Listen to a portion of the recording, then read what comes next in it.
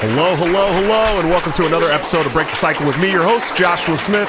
Thank you guys so much for checking out a Tuesday stream. I know everybody's in the middle of the work week and having a rough one, but I appreciate you guys always spending time here with me. We got an awesome show for you tonight, as per the usual. I'm trying a closer up camera this time. I don't know how you guys feel about it. For you guys who watch the show all the time, let me know what you think. I know, seeing me in 1080 is probably pretty rough this close, but, who knows? Who knows? Just let me know. Of course, we got some great sponsors, TopLobster.com, the man, the myth, the legend, my good friend and partner on Break the Cycle, where you can get this great Scott Horton and the Wars hoodie. In fact, he just put out a Pepe version. It's like an updated version. It's got all kinds of cool stuff on it that you can get by joining my Patreon, my Subscribe Star, or becoming a member of the YouTube channel here and getting into the private Discord server where you can get his new gear up to 2 weeks before it goes out to the general population at like a 30% discount. Or you can go to his website right now and get everything on his website at a 10% discount by using BTC at checkout. Tell him Joshua Smith from Break the Cycle sent you. He'll be very happy you came. And, of course, executive producers of the show, AnthemPlanning.com, for all your emergency and crisis planning needs. These people are doing a wonderful job that the government has historically sucked at, much cheaper and much more efficiently. Check them out today. See what they can do for your business, home, or personal life. Guys, they are awesome, I promise. So we got another great show for you guys today. I'm really excited. I'm really sorry I left the desktop audio on when I was playing the beginning of the intro, so you guys probably heard it doubled, and that sucks. I know the people that listen to the podcast are probably going to hate it too. I apologize. I'm still not completely out of the woods of the audio issues. Okay, we're at like show 82 here, and I'm still figuring it out. It's been a lot, but we got a great show for you guys tonight. We got the Grifty award-winning rap artist, political commentator, American conservative, featured in BBC, Breitbart, and Rebel News, president of the Coon Illuminati. He is Patriot J. Sir, how are you doing tonight? I am doing great. Joshua, how are you? Oh, I can't complain, man. I can't complain. It's it's interesting working full time, doing 5 days a week on a show, raising 7 kids. It's wild. It's a wild time. You have 7 kids, bro? Yeah, man. Yeah. That is so cool. I want a big family one day. It's good. It's a very rewarding and very, very challenging thing. And we got a puppy today. So now we have 7 kids and an 8-week-old Grand Pyrenees puppy who's going to be huge. So nice. Yeah, it's wild, man. So I've checked out a lot of your rap songs. You're awesome rapper. You've done great raps with Anomaly. You did a rap duo with Anomaly, which I thought was really great. But I want to know how you came to conservatism. Especially, you're a California boy like me. I'm from the Bay Area, though. I'm from right outside of Oakland. I know you're Southern California, and so we probably. You're probably a little bit younger than me. I'm almost 40, but we probably listen to a lot of the same hip hop and stuff. But how did you come to conservative politics living where you live, man? Okay, so it starts in about 2015. My, awakening, if you will, occurred because I took an introductory logic course my freshman year of undergraduate. So my first semester, I took this CRT-based African American Studies English class. And I came out of that class, kind of like anti-American. I wanted to abolish white people and all that good stuff. And so the next semester I took Intro to Logic. And that really was my formal introduction into critical thinking. I'd never heard of a logical fallacy before that class. And when I took that class, it kind of allowed me to step back, look at things objectively. And that was 2015 spring when I took the logic class. And I'd always been interested in politics. So I was going to vote for my first time in the 2016 election. I turned 18 in 2015. So that was going to be my first election. I said, if this is going to be my first election, let me do my due diligence. Let me kind of see what the other guys are talking about, at least before I unabashedly give my allegiance to the Democrats. And I found that conservatism just made a little more sense to me than liberalism. Sure. Yeah, absolutely. And you were unabashedly a supporter of Donald Trump. Yeah, that was my guy. So I kind of when I was, transitioning to this side, I was into the mainstream type, I thought I had my eye on Ben Carson for a little bit. But Trump came around, and I feel like I was immediately drawn to his anti-establishment mentality. And I feel like it was a wrap once I heard him come down the escalators and give that first speech. Sure. Yeah, absolutely. And so, I mean, it's got to be hard. So when the 2016 election happened, I was living in Southern Washington, but right across the bridge from Portland, Oregon. Okay, and when Trump won, I could hear out the window like the collective like screeching all through Portland. It was just like crying and screaming. I could hear people down the street like running outside. It sounded like it was New Year's and people were doing fireworks, screaming fireworks or something. It was really absolutely. And I'm a libertarian. I sit on the Libertarian National Committee. Obviously, I voted for Gary Johnson in 2016. I worked for Joe Jorgensen last year. But nice. I got to be honest. There's a little portion of me that was like laughing. I was like, this is hilarious. It's funny stuff. Yeah, it was like, the mass triggering was wonderful because it wouldn't, to me at the time, it didn't really matter, right? Like it was either Trump or Hillary. And, I was like, well, no matter what, at the time, I was like, no matter what, we're going to war. No matter what, criminal justice is going to stay the same. No matter what, big special interests are still going to be a part of politics.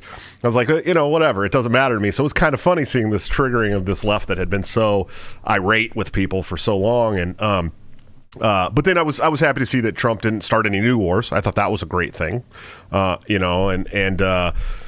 what was it about? Well, besides the anti-establishment thing, which I understood. I mean, I got it. That for the left, they had Bernie. He was the anti-establishment guy, and the DNC just kept fucking him over and over again. For the Republicans, they had the anti-establishment guy in Trump, and he probably changed the face of the Republican Party for decades. I mean, it was this neocon party. It was the party of George Bush and Dick Cheney and John McCain. And these were neocons. These were people who wanted to continue to advance imperialism in the Middle East and continue to fight these wars and, continue the drug war. And then Trump comes along. He's like, well, we're not going to start any more wars. And it's kind of like, you got people like John Bolton all freaking out. And, he's like, well, how am I going to, keep doing things in the media? And my stock portfolio. Yeah, exactly. But what was it outside of that? I mean, was there other policies that you really enjoyed from Trump? So I feel like mostly it was Trump's ability to kind of establish new narratives. So I feel like before Trump, nobody was really talking about like tariffs. People were always talking about immigration, but nobody said, I think we should build a wall. It was always like, oh, let's find a way to give these people citizenship. I think most importantly is just the fact that he for me, like he called out the media, and that was something that hadn't been done on like a mass scale. So I feel like he kind of woke up the boomers, to say, almost, which is just so tremendous because we have to build a large coalition of people if we're going to truly stand up to the people in power. Sure. And that honest to God is one of my favorite things about the Trump presidency was that he red-pilled so many people on the media and showed how the media was the enemy of the people. I mean, we're watching the media tell us things that we know aren't true. I mean, about him, about his the entire campaign he was in, or the Russian collusion, all this stuff we knew was all a bunch of bullshit.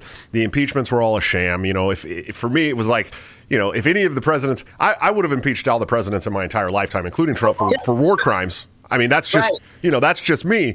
But if we're going to go after, these false boogeymen and these boogeymen and not use, the stuff that we can prove that has actually happened and gone against Congress and all this stuff, then, but so you mentioned on your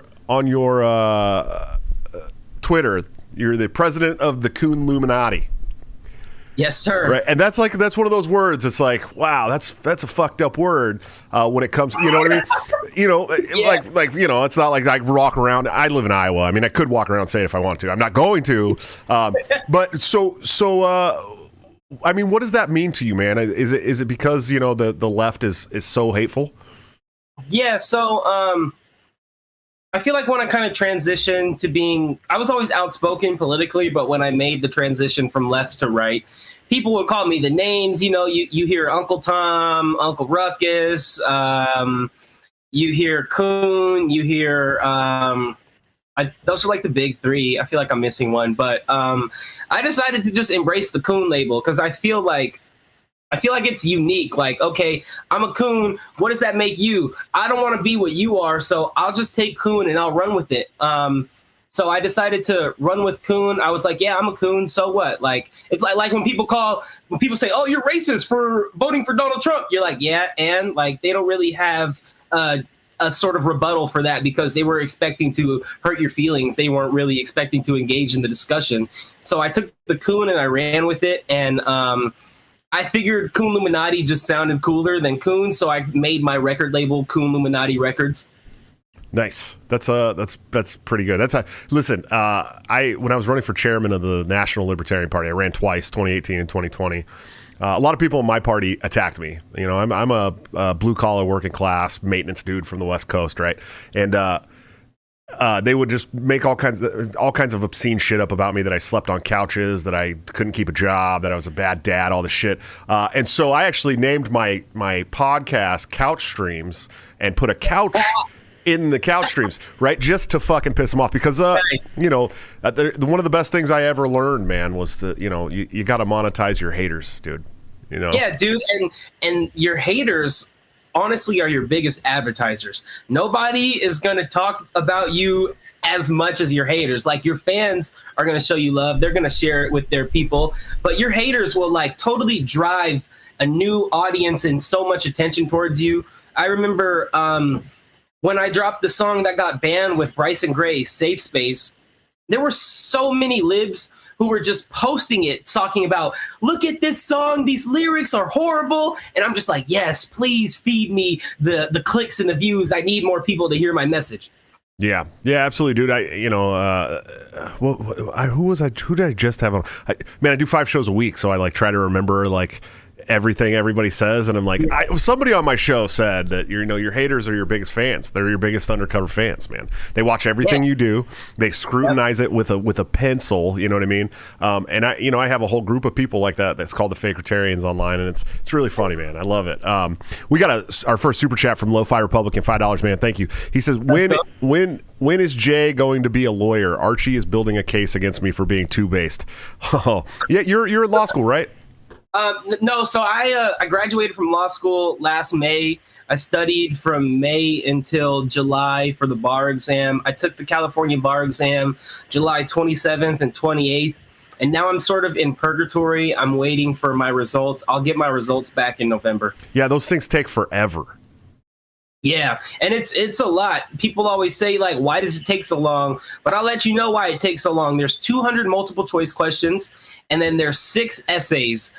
I would say about like 3,000 people take the bar exam. That's a lot of essays these people have to grade, so I understand it. Yeah, that's a lot. And, I when I was in nursing school, the NCLEX test, it could take a while to get your results back too, but it was like a couple weeks, not a couple months. You know what I mean? Yeah. So I totally get it, man. It's a lot for people to go through, and the law is messy, and you got to really accurately grade some of that stuff. But man, so we got a lot going on right now in the world. We got this crazy COVID shit going on. Obviously, I was lucky enough today to live in Iowa, where the Department of Health in Iowa just decided today, hey, look, COVID's endemic. It's not going away. It's no longer a pandemic. They announced this publicly. It makes me feel good that I live in Iowa. I didn't even hear about that. Yeah, it just came out. So it's funny because I left California in March of last year, not this year. Okay. That's like right around the start of the pandemic. Listen, I flew out of San Francisco airport at 11:55 p.m. and at midnight they started the lockdowns. You had to get out of there. I was out. I was like, I'm going to the land of ranch dressing and corn, man. You know what I mean? And it's so funny how like different states handle it, because you guys over here are making sense, saying it's not going to go away. Meanwhile, I think LA County, their health department just announced today masks are required at big events, no matter if you're vaccinated or not. You have to wear a mask if you want to go inside. But at this point, I stopped complying. Like I was wearing the mask at the beginning because I didn't want to be the guy, making a scene at your local grocery store. I shop at the same store. I'm not going to show up, make a scene, and then come back the next week. I'll put on the mask to buy some groceries or whatever. But I stopped wearing it now. Like, it's my form of silent protest. There's no reason to do it. It makes no sense. So I just stopped wearing it. And surprisingly, since they reinstated the mandates for masks, I would say about a month ago. And surprisingly, I've only had like 2 people say something to me. Sure. Yeah. I put the mask on like 5 times in the last year and a half, dude. And my family didn't. And we kept going. It was funny because, last year we'd be the only family in the store with no mask. And slowly you start to see more people without the mask, and finally now you go and it's like, it's the complete opposite of what it was last year, where it was like we were the only family. Now there's only one family with masks in there, and they're the ones who are like, everyone stay away from everybody, it's like, real. Hold my hands across the aisles. Yeah, it's like, you're, to me, it's like it's child abuse to put your 6-year-old kid in a mask. Like it's really just ridiculous. Like, let them breathe air. Like, there's nothing wrong with it. We've been doing it for millennia. Well, it's that, and it's also ruining their development. I mean, it's just so much crazy stuff, man. I don't get it. But the Afghan thing. Okay, so Trump was going to pull us out of Afghanistan. He was the one that started brokering the deal. He may have done it less messy than Biden. I don't know. As a libertarian, I've been calling to pull out of Afghanistan since like 2005. When I got out of the military, because I joined right after 9/11, right? Like I joined. Oh wow! Yeah, thank you. 9/11 happened. I joined the military. I was at war. I was on a ship. I was on a carrier in the middle of the Gulf, and we were bombing Iraq. And I talk about this shit on the show all the time, but I was like, why the fuck are we bombing Iraq? They had nothing to do whatsoever with 9/11, But that's around the same time the war in Afghanistan started. I mean, you were probably, 3, 4 years old, 2 or 3? Yeah, right around there. I was 4 when 9/11 happened. Yeah, and so I've been calling to pull out of there forever. And Joe, there's a portion of me that wants to talk so much shit about Joe Biden that at first I had to stop when he's giving the speech and be like, okay, what's their angle here? Why are they doing this? Like, why are they pulling out of Afghanistan? And then I had to remember, like, no, dude, this is what you've been calling for 2 decades. I mean, pull the fuck out. Right. And it was like the government was kind of like in this whole, like, my couch pulls out, but we don't kind of, and so it's a good thing. And I know it's messy, but I mean, as a conservative, where do you stand on that stuff, man? So I guess even when I was a liberal, I was always anti-war. I never really liked the idea of war. It didn't make sense, and especially I was young when all this stuff happened. But I feel like I kind of got politically aware almost when I was like 9 or 10, and it just didn't make sense to me. Like, I don't know why. I could never process why we went into 2 countries over one incident. First of all, it was like inconsistent there. And then like we went after Osama, but we didn't really go after him. And then we kind of got him. And it just seemed like so dragging on. And so as I got older, it still never made sense to me. We had that surge. Didn't really make any sense. So I just feel like it just doesn't make sense. And I think we should get out. And it is kind of weird to, I guess, have Joe Biden be the one to finally bring us out, because it's like, for me, I don't ever want to compliment the guy, but I do have to commend him because, I mean, he did it. And like you said, like Trump might have done it a little cleaner, but it still probably would have been messy. And I don't see a situation where it would ever be a peaceful withdrawal anyway, with all the conflict and chaos that's going over there. I think we should just kind of leave it alone at this point and let them kind of get things situated. Yeah, I was talking to my neighbor earlier tonight. They're wonderful people. Amazing people. Best neighbor. They've been so supportive of us with our giant ass family right next door. But she was talking to me about it, and she's like, yeah, but like the Taliban's taking back over, And I said that was always going to happen. Like, right. Like regardless of us, if we had pulled out, 10 years ago, 15 years ago, 10 years from now, 20 years from now, 30 years from now, the Taliban was always going to take back over, because we, if you read the Afghanistan papers, which I've talked about a lot over the last couple of days, and we almost got it trending yesterday. If you guys have an opportunity, post on your Twitter with hashtag the Afghanistan papers. It's really close to trending, and it's thousands and thousands of tweets with it now. But, if you look at the Afghanistan papers, it's clear that we were lied into this war in Afghanistan. They knew we could never win it. They never had stated goals. The objectives kept changing. They knew we weren't going to win. And in fact, I think it was 2006 or maybe later. The Taliban was going to hand Osama bin Laden over, and we declined. You know what I mean? It's like, what's the fucking point, you know? And so, nah, we don't really want to end this war yet. You guys can keep him. yeah, it really kind of makes you understand that there was probably some ulterior motives there. I know they had a really large poppy production there. It's a coincidence. Yeah, just a coincidence that our country has the worst opiate problem in the world, and we're taking over the country that has all the opiate fields, and the lithium is probably run dry by now over there, and so it's probably a good time to pull out. I don't know how much more money Raytheon and all them people are going to make, but so yeah, man. I think the worst part about it all. No, I think the worst part about it all is that we spent 20 years, I guess, building up the Afghan government so they could fight the Taliban, and they went down in the blink of an eye. It's such a waste of money when you think about the trillions of dollars that we spent and how it could have been spent on Americans. It could have helped us out. We could have been building our nation instead of Afghanistan. Yeah, absolutely. That's what I said on Twitter. I said, 20 years of nation building ended in overnight. I mean, it was like we were playing imperial and trying to nation build and trying to install democracy, and we trained 300,000 Afghan.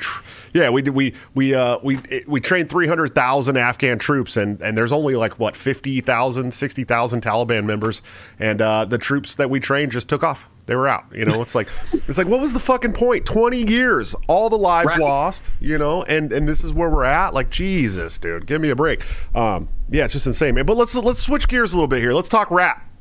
Let's do it. I'm a hip hop fan. I grew up I grew up on the California gangster rap, but my favorite rappers were like Sacramento rappers like Brother Lynch and Sibo and X-Rated and Mr. Doctor and all them guys. So that's real. Yeah, but I listen to all this shit too. I listen to a lot. I listen to punk rock and hardcore and metal and all that stuff too. But we got a $10 super chat from Marshall Ford. He said, "What are Patriot J's 4 essential albums that he can't live without?" Oh, dang, that's a great question. All right, let me think about this for a second.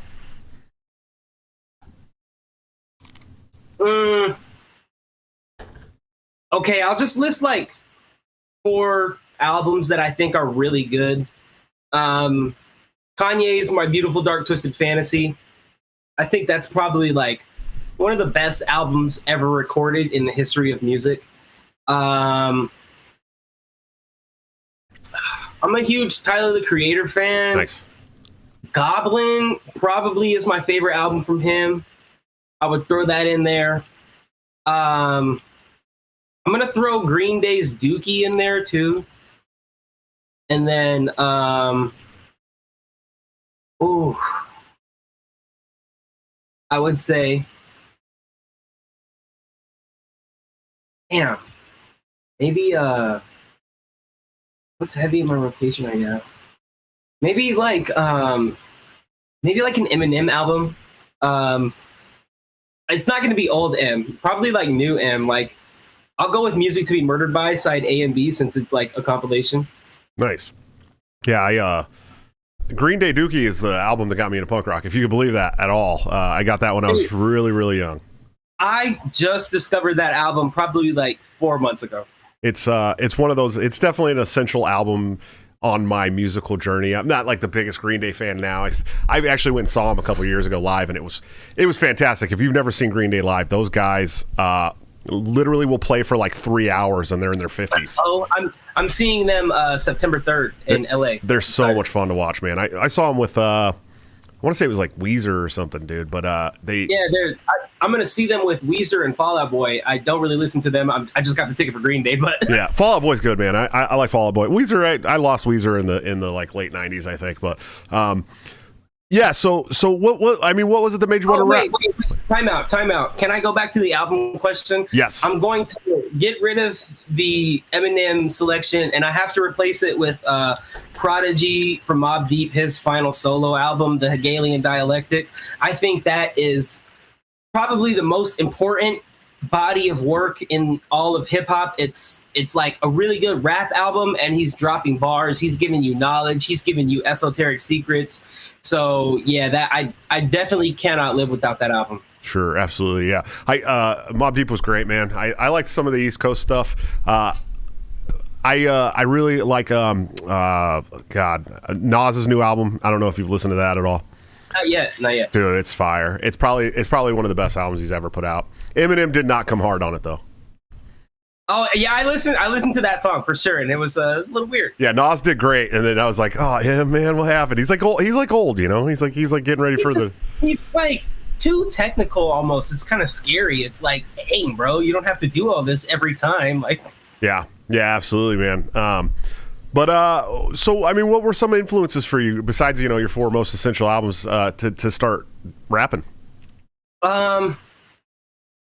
So I started rap kind of on a fluke. I had a YouTube channel back in the day when I was like 12. This was probably like 2009. I would just upload like silly skits.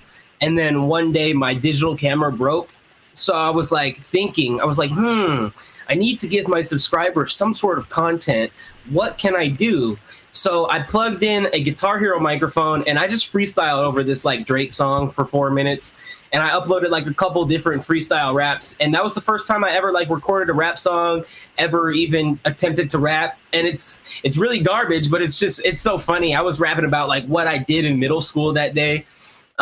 So going forward from there, I kind of started taking it serious. Like when I graduated high school and entered college, I would say my biggest musical influences are definitely Drake, Tyler, the Creator, System of a Down, Eminem, and then Mobb Deep. Nice. Yeah, that's great, man. System of a Down. That's one you don't hear every day from a hip hop artist, man. Yeah, dude. I grew up on SOAD for sure. Like I think I was probably before I got into rap music, I was, I guess, into like the metal almost, or like alternative stuff, because my dad plays guitar, so he put me on when I was a kid. Sure. So my favorites when I was around like 7 to 10 were Green Day, My Chemical Romance, and System of a Down. Yeah, well, and it's Southern California too, man. It's like hard to stay out of that rock scene when you live down there. Yeah, true that. When I was in the Navy, I was stationed in San Diego, and it was like I had always been a fan of like hardcore and punk rock, and it just like moving to San Diego just like boosted that to the extreme. I mean, I was driving 2 hours away to go up to like what was it, Corona to the Glass House to see shows there. Driving to Pomona the Glass House was in Pomona. The what was in Corona, the Showcase Theater, Jerry's Pizza in Bakersfield. I was like, I got to go to all these shows. It's because there's just shows every night, like everywhere. Yeah. I don't think people understand that about Southern California. I mean, it really is, and then the Bay Area's got it too. But it's you're like pretty much San Francisco and Oakland. You know what I mean? And then Sacramento if you want to. That's what I miss most about pre-COVID life, going to live shows so much, because I had a roommate who worked in music, so I would get like free concert tickets on the most random days. It would be like Wednesday, and we would just go see a random rap show, and those were really some fun. Yeah, times. I just took my 9-year-old son to see R.A. the Rugged Man and Afro, and it was like, dude, it was so sick. Afro's from Southern California too, but yeah, that was really? Yeah, I think he's from. I'm pretty sure he's from the L.A. area. The way he sounds, I would have no clue. Yeah, because he's got that East Coast flow, like the bars, the way they do it. But they're like the technical kind of rappers. R.A. the Rugged Man's always been like that too. But my son's like into the mumble rap and shit, and so I was like, I'm gonna take you to a hip hop show, dude. He's like, I don't know. He didn't know what to expect. It was like this really swanky like a cocktail lounge bar kind of place with a big stage, and he's like, at first he's like all nervous, and then they start going, and he's like, they're really good. Why don't the rappers I listen to sound like this? I'm like, this is almost a lost form here, buddy. This is like, you know what I mean? Truly. Yeah, it was R.A. was cool. He like signed his hat and hung out with them for a minute, took pictures with them, and Afro too. Those guys were great, but yeah, man. So I mean, what you started a record label, right? How's that going? It's cool. I'm the only artist, so there's not much to manage. The only artist so far. Yes, only artist yet. Managing myself. I set my own schedule, set my own work plans. It's really fun. Yeah, I don't know. It's cool. Now that I'm done with school, I feel like I get to put more time and energy towards music. A lot of law school, I wasn't writing a lot because I was reading every day, and it was just kind of drained the creative juices from me. But now I get to have more time, and then hopefully down the line I'll have a little more money to funnel into the music, and things can only go up from here.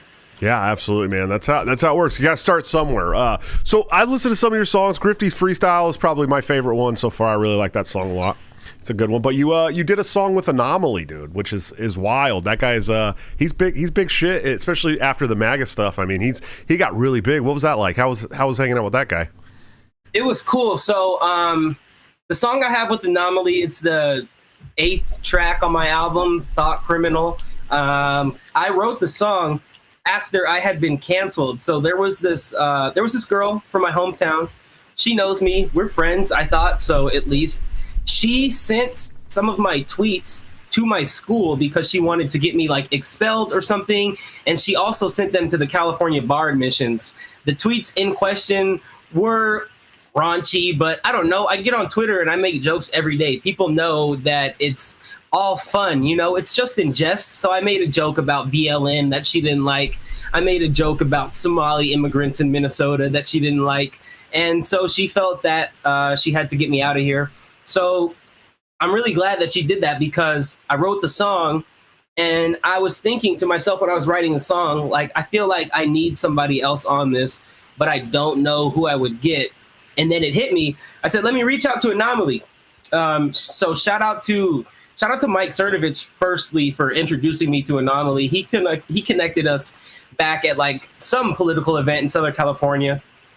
So when I figured out I wanted him on the song, I just DM'd him. I said, hey, bro, got this song for you. I want you to get on it. Let me know what you think. And he was like, yeah, like if it's a good song, I'll get on it. If not, no promises.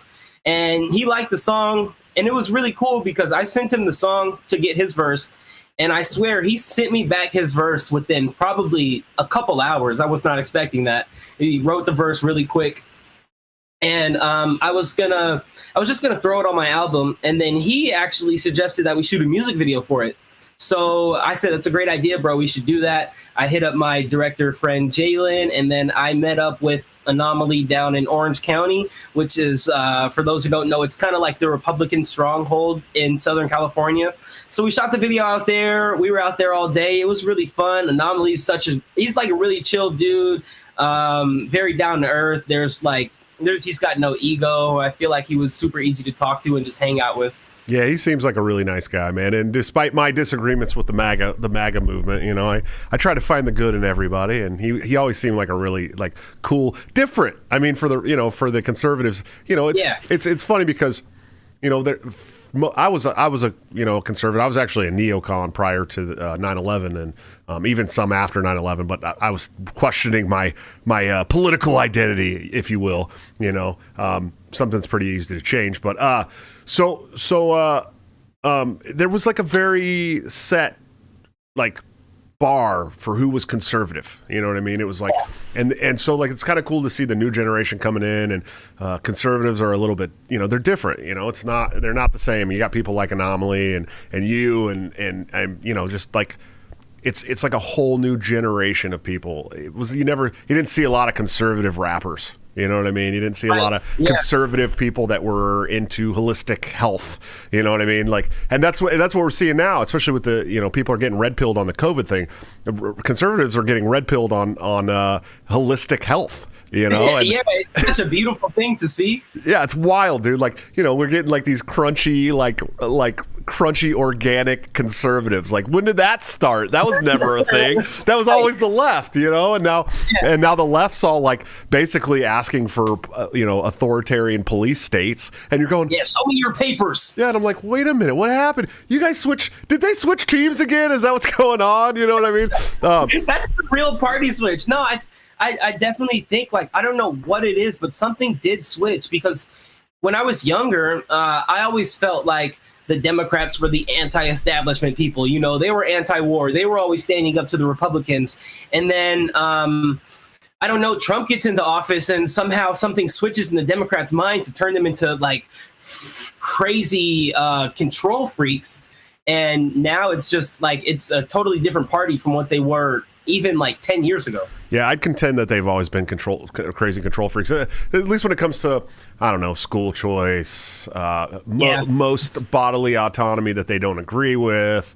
Right. Yeah, let's see, your money, your job, your school. You know, it's just wild, dude. But let's talk a little more about someone trying to get you kicked out of school, dude. That's crazy. Somebody trying to get you kicked out of law school. Imagine trying to get someone kicked out of law school over tweets. Look, bro. So, all right, I'll tell you the tweets in question. So this is, we got to take it back to, I want to say, late May, early June 2020. So this is like peak BLM. I think George Floyd was just killed. The energy's high. They're doing lots of protests across the nation. So I tweet, I'm about to get my donations popping. I'm going to change my Venmo from my name to something like Minnesota Defense Fund. Be right back. And then I changed my Venmo. I attached a screenshot. I said something like, please retweet my friends collecting supplies for BLM.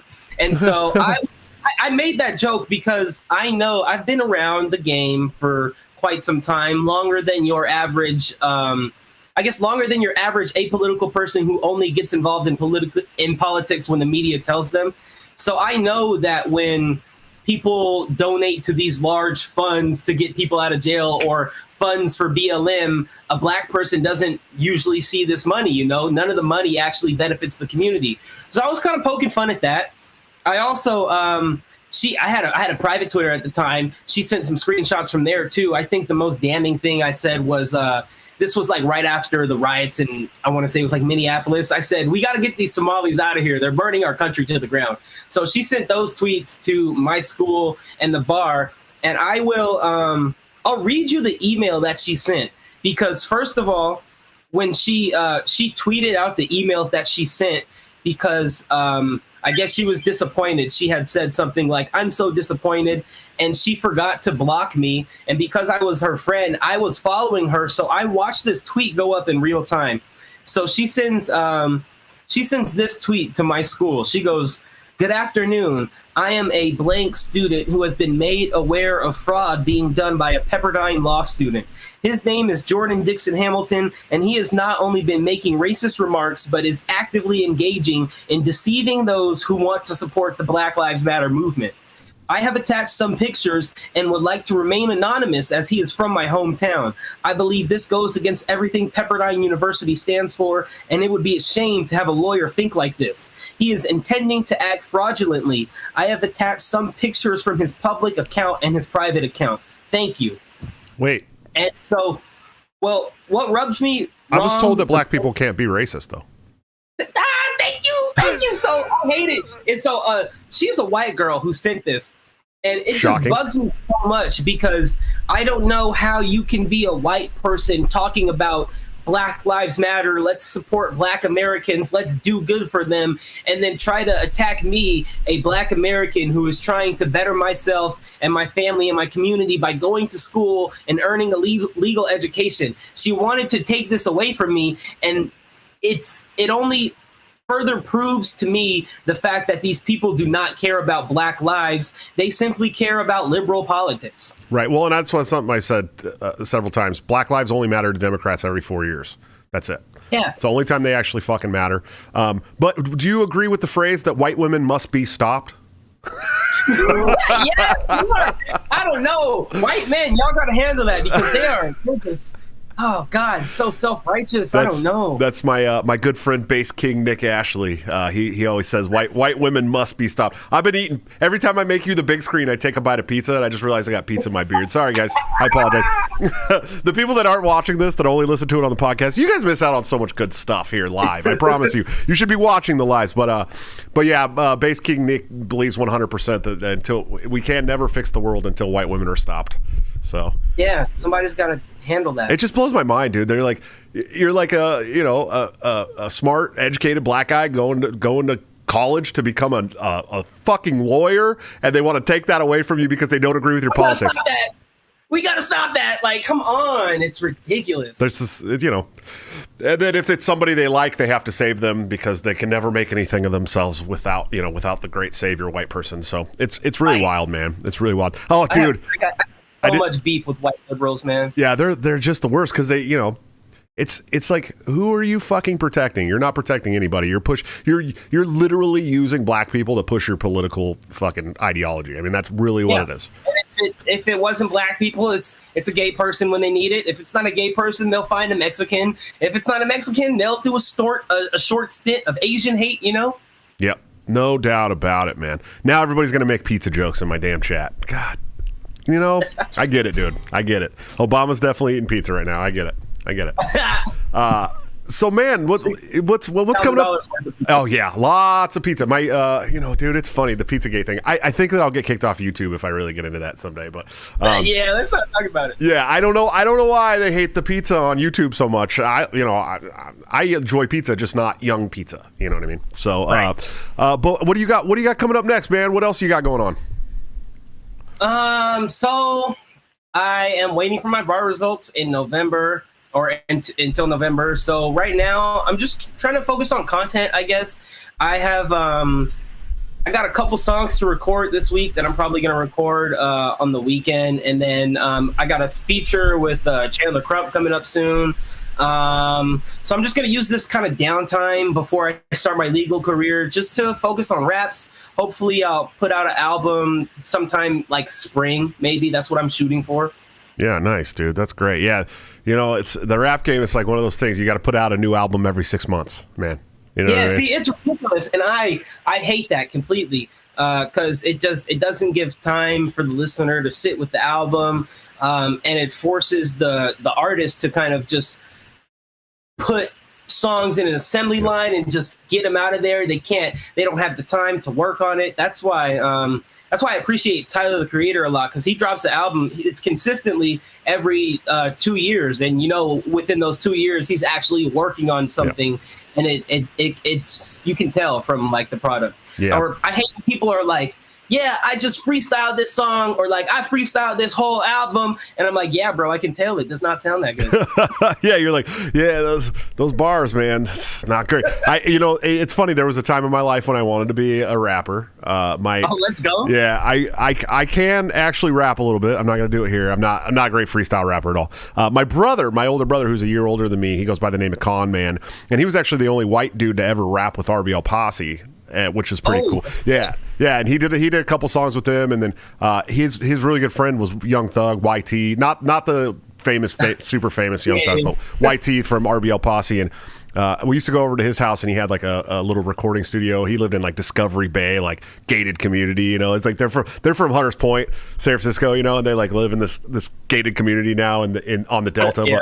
But, and we'd get all drunk, and they'd have these big house parties, and I'd go into the booth and do like hooks and stuff with them. And I was like, I'm gonna be a famous rapper. And isn't it so much fun just like recording in a booth? Yeah, dude, it's cool. And I've been a musician most of my life, but I played bass and drums and sang in like heavy metal bands and all kinds of stuff too. But the rapping thing, I was like, this is gonna work. I could do this. I can't sing, but I could talk fast, so I could do this, But it never really became my thing, man. And I wish I would have done more for sure, man. So you got any good teasers about songs you got coming out soon or what? Nah, nothing concrete other than so the songs I'm recording this weekend, I have to record them this weekend because I gotta send them to somebody. I only have a hook so far, but it's gonna come out pretty nice, I think. Nice. Any collabs you're working on? So yeah, I got a song with Chandler Crump coming soon. One with Carlos Rossi, I think that's his name. Another with my buddy DC Capital. Yeah, that's it right now. I kind of want to focus on more collabs because the only collab I had on my album was the song with Anomaly. Sure. And so now that there's, I feel like the conservative hip hop scene is kind of growing and expanding.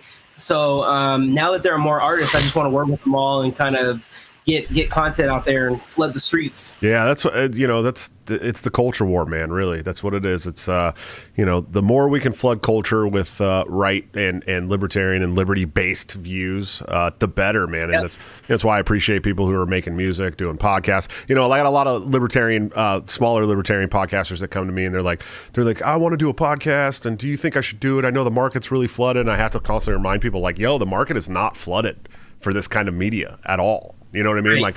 Like we are getting started, really. Yeah, we're and I was talking with Jack Hunter last night, who's a big conservative political commentator, and he's talking about populism. And it's true. Like we're the little guy still. I mean, you know, this liberty-based politics is still the little guy, and we're still up against this machine. And so the more media we can make, the more content we can make, the more music we can make, the more liberty-based comics we have. I mean, we really need to flood the market with liberty, because politics is downwind from culture. So once the culture moves, the Overton window moves, and then the political structure moves. So I appreciate what you're doing, man. Really, really great stuff. You want to tell people where they can find you, how they can support you, how they can listen to you, all that great stuff? Yeah, so October 2020, I dropped a 10-track album, the Patriot J LP. If you search Patriot J wherever you listen to music, whether it be SoundCloud, Apple, Spotify, YouTube, Tidal, you'll find it. My website, patriotj2024.com. It's got all the information and stuff. You can find me on Twitter at Sir Hottest. I'm on Instagram at Sir Hottest as well, though I'm way more active on Twitter. If you're in the Vegas area, if anybody's in the Vegas area listening, I will be in Vegas next Friday, August 27th, and I will be performing live. It's the second leg of my post-bar United States tour. So I had a show in Palmdale. I'm doing Vegas, and then I got Midland, Texas in September, and then October I will be at the American Priority Festival in Miami. I'm looking forward to going to Florida for my first time. That's going to be pretty dope. Dude, Florida fucking rules. I'm not going to lie to you, man. It's a really fun time. You're not going to want to leave. They look like they have so much fun down there. Especially in Miami, bro. I had my good friend Stephen Nikala, who's been on the show before. He's actually the chair of the Libertarian Party of Florida, but he's based, dude, like super based. And I went to Miami. We had a meeting there for the LNC, and he took me out down in South Beach and shit, man. And we were like bumping like Night at the Roxbury music and shit, rolling down. Dude, it was just the coolest experience. He's got like this really fast Dodge Charger. It's like the I don't know, the SVT or whatever. And it was so cool. It was such a cool experience because I had never been to Miami. That was the furthest south I'd ever been in Florida. Right. Man, it was really, really a good time. But brother, I appreciate you very much. If you can just hold on for a couple minutes while I close out the show, we'll start the members only stream, if that's cool with you. Sounds good. Thank you for having me. Yeah, of course, man. Thank you again. All right, guys, another awesome episode of Break the Cycle. Patriot J is super cool, man. Go follow him. He's become one of my favorite Twitter follows. The guy's killing it. He's got great music. He's a good voice for the generation. So definitely support the man where you can. Also support my show. Go check out patreon.com/BreakTheCycleJS, or the same at Subscribestar. Or you guys can join the YouTube channel right here for $6 a month or $5 a month. And you get all the custom emojis that you see in the live chat. You get the custom badges that say how long you've been a member of the channel. Plus, you get to watch the after-hour stream after every single show, or at least most shows. There's a couple that don't have them, but there's like 30 after-hour streams up there with all kinds of people, from Tom Woods to Stefan Kinsella to Maj Touré. There's going to be one tonight live with Patriot J. It's really a cool experience for $5 a month, $6 a month. So definitely check that out if you can. Also check out our sponsors. Of course, my good friend, my partner on Break the Cycle, the coolest guy you know, toplobster.com, for all your wonderful graphic design needs. I'll stand up a little bit and show you this shirt. That's the one. I saw someone in the chat saying they couldn't see the whole shirt. I did move my camera closer, so I understand. You can get this great Scott Horton in the Wars hoodie that I'm wearing tonight for 10% off by using BTC at checkout at toplobster.com, or join the links that I just talked about. Get into the private Discord server with awesome people for all different prices depending on what you do, and you can get all of his new gear up to 2 weeks before it goes to general population at like a 30% discount. Really pays for itself, man. Definitely. And of course, executive producer of the show, anthemplanning.com, for all your emergency and crisis planning needs. Check them out today. See what they can do for your business, home, or personal life. They're doing a wonderful job that the government has historically sucked at, much cheaper and much more efficiently. I promise you will not be let down. Guys, coming up on the show tomorrow, professional funny man Eric Jackman's going to be coming on the show. Dude does one of the best Trump impersonations I've ever heard. I know he does other really cool impersonations too. He's really funny. He goes on Reed Coverdale's show all the time for the Four Horsemen. It's going to be a fun show. On Thursday, we're going to have Shane Hazel on the show from Radical Podcast. He's been going through some shit in the movement. We're going to talk about that and everything he's up to, and of course his gubernatorial run for Georgia. And on Friday, Jared of Hopian.org will be on the show to really embarrass lulberts. I think that's what we're going to talk about. We're probably going to get into monarchy, Hoppe stuff, all that great stuff, secession. It's going to be a good show. Definitely check it out. I will see you tomorrow for the show with Eric Jackman. But until then, don't forget to break the cycle.